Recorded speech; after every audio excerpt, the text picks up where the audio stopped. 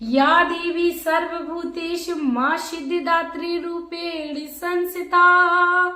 नमस्तस्यै नमस्तस्यै नमस्तस्यै नमो नमः। जय माता दी दोस्तों, आप सभी लोगों को नवरात्रि की हार्दिक शुभकामनाएं।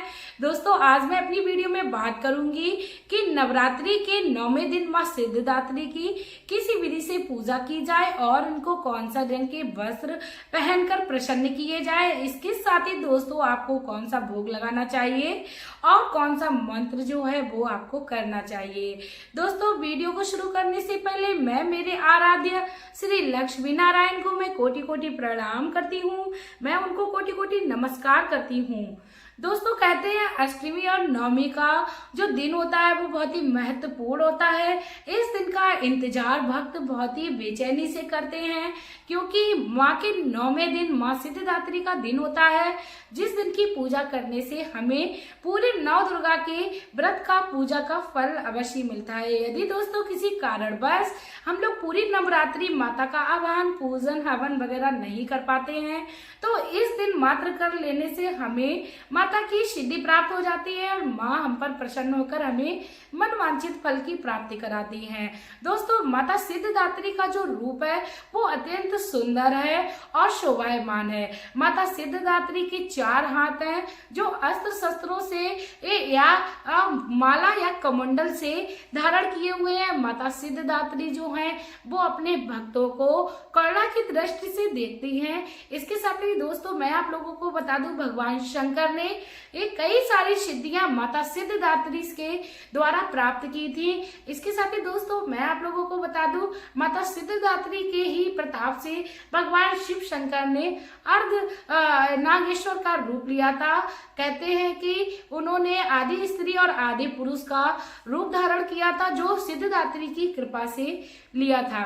इसके साथ ही दोस्तों, कह सकते हैं कि भगवान शिव शंकर की भी पूजा आराधना हमें विधिवत इस दिन करनी चाहिए, क्योंकि भगवान शिव शंकर जो हैं वो माता सिद्धिदात्री के माता आदिशक्ति के पति हैं। इसीलिए हमें माता आदिशक्ति की पूजा करते समय भगवान शिव भोले को भी अवश्य प्रसन्न करना चाहिए। चलिए दोस्तों, अब मैं बात करती हूँ कि माता सिद्धिदात्री की पूजा करते समय हमें कौन से भोग का अपने घर में प्रावधान करना चाहिए या हमें अपने घर में उनको बनाना चाहिए।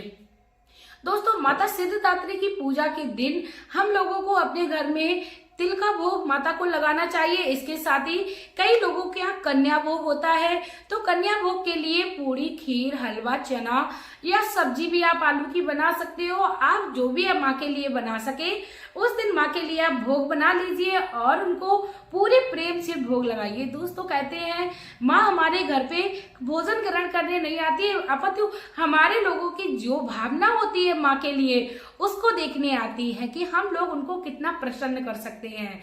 चलिए दोस्तों, अब मैं बात करती हूँ, कई सारे लोग इस दिन नारियल भी माँ को चढ़ाते हैं और उनको सफेद रंग का पुष्प चढ़ाना चाहिए या लाल रंग का पुष्प चढ़ाना चाहिए या पीले रंग का पुष्प चढ़ाना चाहिए, या दोस्तों ये कह सकते हैं आपके पास जो भी फूल है वो उससे माता को आप प्रसन्न कर सकते हो, क्योंकि माता को फूल जो है वो अति प्रिय है। तो आप किसी भी फूल को माता को अर्पण कर सकते हैं। इसके साथ ही दोस्तों, मैं आप लोगों को बता दूं, माँ सिद्धिदात्री की पूजा करते समय हमें जो मंत्र है वो ये बोलना चाहिए, ओम सिद्धिदात्रे नमः, ओम सिद्धिदात्रे नमः, या आप सप्तशती की पुस्तक के कोई भी मंत्रों का उच्चारण कर सकते हो। दोस्तों, सप्तशती की पुस्तक में आप लोगों को कई सारे मंत्र मिल जाएंगे, जिनका मैं विवरण कर दे रही हूँ, क्योंकि आपको ढूंढने में आसानी रहेगी। दोस्तों, आपको सप्तशती की किताब में ओम में ह्रीं क्लीं चामुंडाय विचे ये भी मंत्र मिलेगा। इसके साथ ही ओम क्रीं कालकाय नमः, इसके साथ ही ओम दुम दुर्गाय नमः, काली काली कह महाकाली काल के परमेश्वरी सर्वानंद करे देवी नारायणी नमस्तुते, ओम नमः चंडिकाय नमः। इसके साथ ही आपको एक दुर्गा माँ की स्तुति भी मिल जाएगी, सर्व मंगल्य मांगल्य शिवे सर्वार्थ साधिके शरण्ये त्र्यंबके गौरी नारायणी नमस्तुते।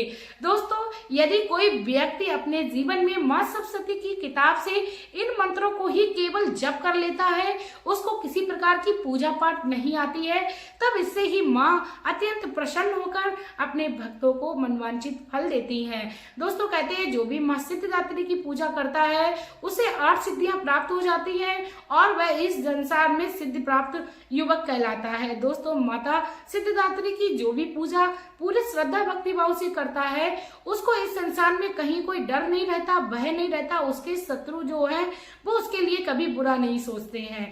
दोस्तों कहते हैं उनके शत्रुओं का जो नाश है, या ये कह सकते हैं उनको शत्रुओं को शांत माता खुद ही करा देती हैं।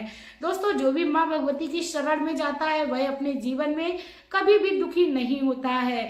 इसके साथ ही दोस्तों मैं आप लोगों से एक और रिक्वेस्ट करना चाहूंगी, यदि आप लोगों को मेरी माता से संबंधित ये जानकारी आसान और सरल लग रही हो तो प्लीज आप लोग मेरे इस चैनल को सब्सक्राइब करके वीडियो को लाइक कर दीजिए और कमेंट बॉक्स में जय मां सिद्धिदात्री, जय माता दी का प्यारा सा कमेंट कर दीजिए।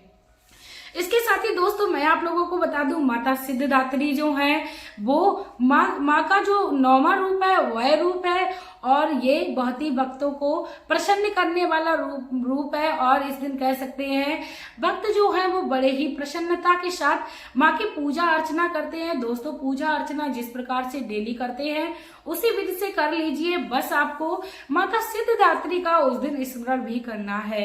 कहते हैं 9वां दिन जब सिद्धिदात्री माता का है, जिस प्रकार हम पूरे 9 दिन तक एक एक करके माता का स्मरण करके पूजा करते चले आए हैं, तो 9वें दिन भी हमें माता सिद्धिदात्री का स्मरण अवश्य करना चाहिए। इसके साथ ही दोस्तों मैं आप लोगों को बता दूं कि माता सिद्धिदात्री की यदि आप लोग कृपा पाना चाहते हो तो इस दिन आप अपने जीवन में शुभ कर्मों को भी कर लीजिए।